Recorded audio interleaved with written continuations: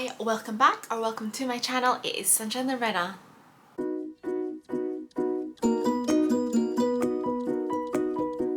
Hi guys, so I am going to be taking you through my June reads, and finally I feel like June was the month where my reading has started to come back, guys. You know, I'm feeling like, yes, I read again, because honestly, as I've said in my other video, April and May just were terrible, so I'm happy again, guys. I'm happy. I have my reading back. I read 8 books in the month of June, so amazing. But June was very much a month of, I should have read these arcs 2 months ago, and I haven't. Not all of them were arcs, guys, but you know, yeah, I had to catch up on my arc reading. So yeah, there's a lot of arcs that they've come out, guys. They came out a few months ago. I'm going to take you through all the books I read. First book I picked up in June was The Family Holiday by Shanae Boland. This was one of those arcs that I should have read back like March even, actually. I don't think it was April, I think it was March that this came out, guys. So behind, this is a thriller. It very much is giving like spring, summer thriller vibes, if that's what you're looking for. So in The Family Holiday, we have 2 families. One is from Dorset, England. Their home is like idyllic kind of countryside.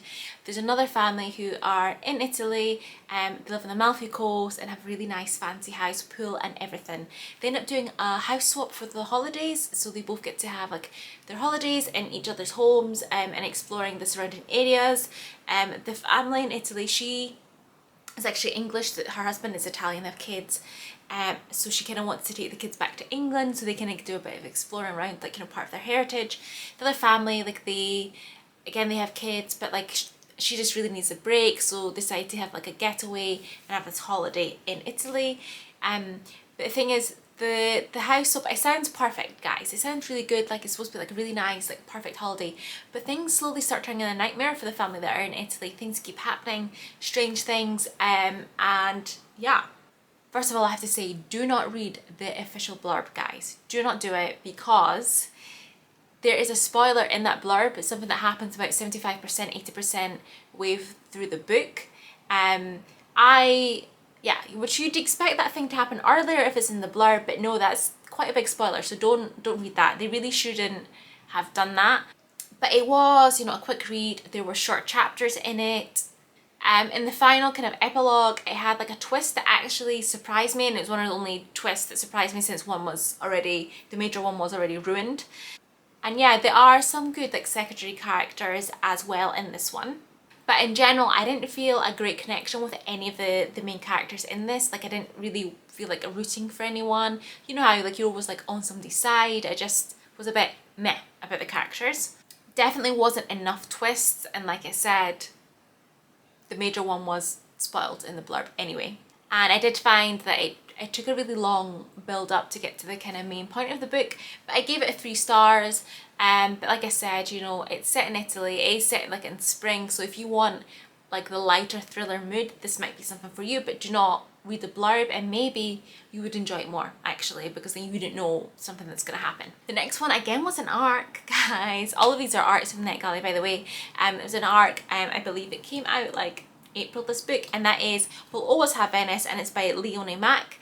So it is a romance, because you know, this time of year I'm feeling the romances, guys, feeling the more romances. So yeah, we have our main character Nora, who has a 10-week internship in Venice for the summer. This is after having like a really tough year recovering from an injury and a breakup that she had because of that. Part of this work, she has to collect samples in the lagoon around Venice, and obviously she needs someone to take her on a boat and guide her around, which is the gorgeous and kind Gianluca that has this job to do this. And she definitely thinks he might be a little bit too good to be true. We obviously have Gianluca, who's our main male character, and yeah, he's had a summer fling before that's left him heartbroken, and he does not want to have another summer fling. He does really enjoy like the time he spends with Nora in the lagoon while she's collecting her samples and their conversations. But there is a storm on one of their trips, and ends up stranding them on this island where they end up staying with monks. And after that night, they decide that they should just really be friends and nothing else should happen. But life doesn't always go to plan, does it, guys? And when it's time for Nora to go, they have to decide whether what is between them is really just a friendship or if there is actually something more there. So I gave this one 3.5 stars. I love the kind of friends to lovers romance that gets built up in this. There is like the one bed trope in this that appears. There is some great secondary characters in this book as well, and it features women in science, which you don't often see in books, so that's really great. I wasn't a fan of Manu. She is one of the characters, and she was kind of the host of Nora. And I do think her like story arc could have been done a bit better, and could have went more into depth and had a bit of a better resolution. I do think the plot was a little bit slow, and I think it could have been a little bit more fast paced. But if you're more of a slow burn kind of person, then you might perfectly enjoy the pace that it actually goes at. So yeah, I thought it was great. And then the next one, which I read an audiobook, is The Spanish Love Deception by Elena Armas. I picked this up because book talk, guys. I mean, this book has been so hyped all over the place, and I was like, you know what, I need to read it, okay? Because I have read hyped romances before. I have read them and I've enjoyed them. So I was like, why would this one be any different? So I decided to put it out there straight away. I gave it 3 stars. So it wasn't a bad book. I thought it was fine, but does it live up to the hype? No, it did not. It did not live up to the hype. So just to give you a little background, if you have not seen anything about this book, we have our main character, Lina. She has been invited, she has her sister's wedding coming up in Spain. However, she's basically lied to her family, and they believe that she is bringing her boyfriend with her who doesn't actually exist. So she has to try and find someone to be her fake boyfriend for a date to her sister's wedding. Otherwise, you know, it's going to be really awkward because her ex-boyfriend is going to be attending this wedding. So yeah, she only has like a month basically to find someone to go to this wedding in Spain with her. She's living in America, so it is quite a distance, and she needs to find someone who's willing to kind of lie and pretend that they are actually boyfriend and girlfriend. However, her colleague Aaron Blackford kindly offers to step in and be her date to this wedding. Yeah, she refuses because she doesn't like him, she doesn't get on with him, and she doesn't want to go with him. But as the wedding gets nearer, Lina really does need to find a date, and Aaron looks like her best option. So this one is kind of sold as an enemies to lovers romance, which I love a good enemies to lovers romance. However, it's not really enemies to lovers if one of them quite clearly doesn't hate this other person, who quite clearly doesn't hate them at all, who quite clearly has love for them, you know, wants to be with them. But yeah, so it wasn't, I feel like it was trying to sell itself like the hating game, which is a great enemies to lovers storyline in that one, you know, but there was no like, there needs to be this back and forth between them, like the pettiness, you know, the snipey comments of like hating each other. That wasn't a thing in this, and I think that kind of, I was led to believe that this is going to be like enemies to lovers when it's not really that. And then Lena, I don't think is that great a character. I didn't really click with her. Aaron, I'm like, okay, he's fine, but yeah, I didn't gel. It just didn't live up to hype, guys. You know, it just didn't live up to hype. Like I said, I still give it 3 stars. So it's good. I know it has actually been picked up to be adapted into a film, so maybe the film will come across better, but yeah, it's just, yeah, didn't live up to hype. Did not live up to hype. Then the next one I read is The Cove by Alice Clark Platts. Again, this was one arc that she read a few months ago. This is a tropical island isolated thriller setting, which when I read it, I was like, yes, I need to read this. Like, that sounds perfect for summer. Amazing. It has those locked room kind of vibes to it. So it's, like I said, it's set on a tropical island around the Philippines, in a luxury resort surrounded by like jungle, rainforest. There's only this resort, and then there's some sort of sanctuary on the other side. And then the resort is part of their vibe, like there isn't Wi-Fi for the guests and stuff. It's supposed to like let you relax and stuff. So they are really kind of cut off, and there's only certain, you know, boats going back and forth and stuff that you can actually get off the island. And when the weather's bad, the boats aren't running, which means you can't leave the island. So yeah, it's a luxury resort, so two couples and their kids decide to go to this island and have like a long weekend and have, you know, amazing time. Obviously things don't go to plan on this holiday that they're having on this luxury resort island. It is a thriller after all. I ended up giving this a 2.5, so it's okay. Okay, I always need to remember that 2.5 is literally in the middle, guys. But I don't know, when it's under 3. Anyway, I digress. Yeah, I gave it 2.5. It did sound like the perfect premise of the island setting, mystery thriller, perfect for summer. But it just didn't work for me personally.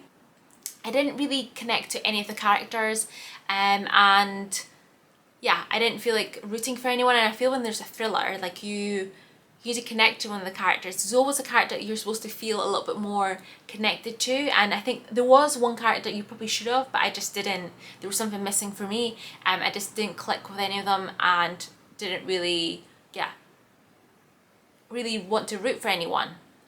And to be honest with you, I found most of them unlikable. You know, yeah, most of them were like unlikable characters. I really found that for this being a thriller, the plot moved really slowly. I think it just needed a little bit more of pace to it to kind of quicken up, and I feel like thriller should be a little bit more fast paced. And I actually ended up, I guessed the twist before it happened, so that kind of like took away something from it for me. But I have heard, you know, that the author, she has other books and they're good, so I would want to check other books out that's written by her. So yeah, 2.5. The next one is an ARC, but guys, it comes out in July, so it's actually ahead of things.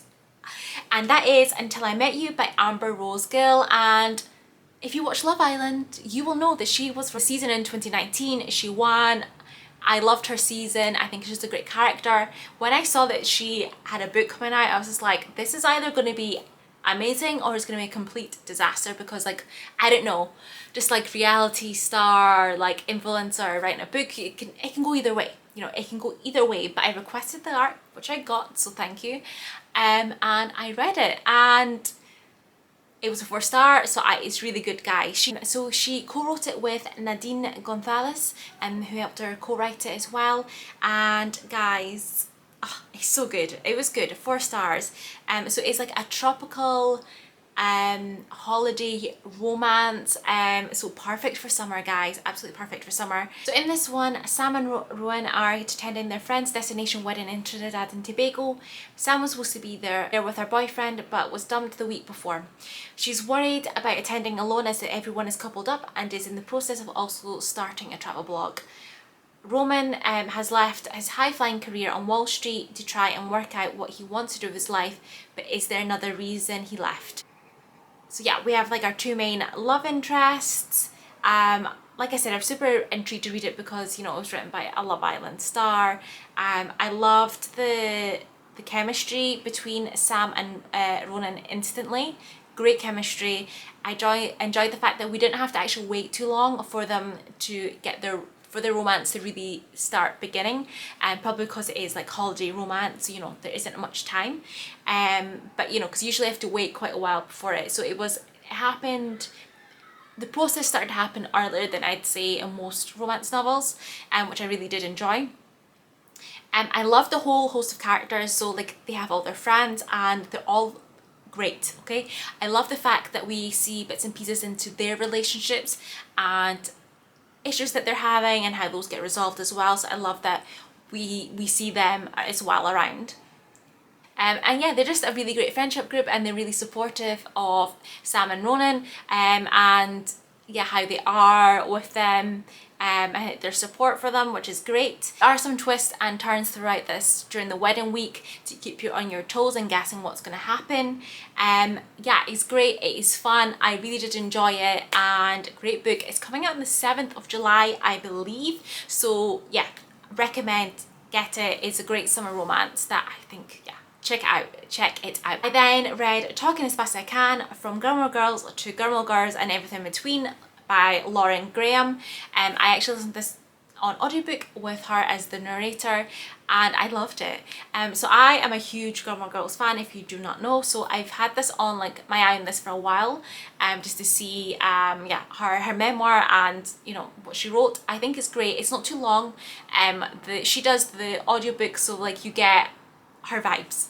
I love when somebody actually does their own audiobook, because you really just get the essence of them. And yeah, you got like a background of her career, how things started, and then yeah, the original Gilmore Girls through everything to the end with Gilmore Girls again. And I just loved the way, yeah, she talked and the things she shared and just the vibes of it. It was really fun. I don't rate memoirs generally, so I'm not giving this a star rating, but I think it's a really good memoir, and if you're a fan of Gilmore Girls, yeah, it's a good one to check out. I then picked up Margaritas, Marzipan and Martyr, which is a Cape Bay mystery number 3 by Harper Lynn. So I picked up the first 2, I think, last summer. These are audiobooks that I've been listening to on Scribd. They are like a cozy mystery series, and I did like the first 2. This one I ended up giving a 2.5. Like, I didn't like it as much as like the previous ones. I don't know if I will continue the series. Maybe I'll give the next one a go and see if, you know, if it is going downhill, or if maybe number 3 was just a bit of a blip for me. So yeah, this one is like when the summer tour season is winding down in Cape Bay. Our main character Fran, she is our amateur sleuth. Yeah, so things are winding down for her at her cafe because it's coming towards the end of the summer season. And yeah, they found another dead body. A tourist with souvenirs is found in an alley, and the police think it's suicide, but Fran believes it to be murder because obviously she knows better than the police. Because who would buy a whole bunch of souvenirs to then kill themselves, was her reasoning. So yeah, it's just her going through like the case and working out what was wrong, etc. It's a cozy mystery, and I do like cozy mysteries. Like I said, this just wasn't as good as the first 2, so I will probably try the 4th one and see. And if it's the same, not as good, then I'm probably gonna then DNF the series at that point. I think it's about 10 books or so. But yeah, they're a fun audiobook to have while I'm busy doing other things. And then the final book of June was The Bad Sister, and it's by J.A. Corrigan. Again, this was an arc that I should have read back in like April or something. My bad. But yes, this is like a dark and twisty thriller that, yeah, just had me turning the pages to find out like what actually happened. This is following the Keene sisters, who grew up together at Raven House. On the day of a party, tension fills the air as Jess, Natalie and Teresa all fear the exposure of things they're desperate to hide. The beautiful evening is marred by tragedy, and a celebration turns into a nightmare when a young life is lost. It is a haunting reminder of a shocking event 5 years earlier. Years later, the sisters are barely hanging on to the scraps of their relationship.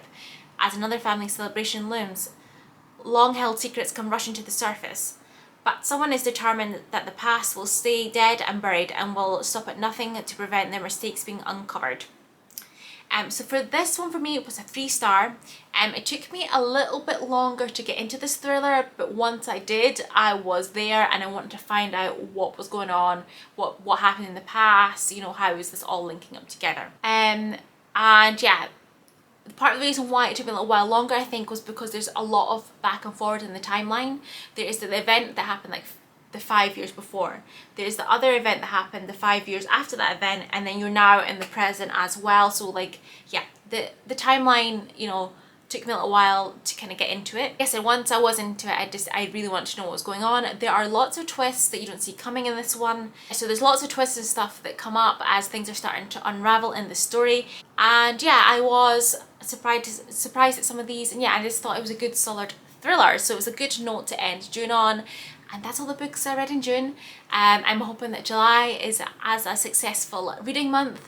Yeah, let me know if you've read any of these. Comment, like, subscribe, and I hope to see you in the next one. Bye.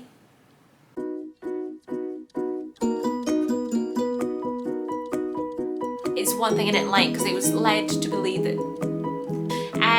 So yeah, it has this kind of room locked.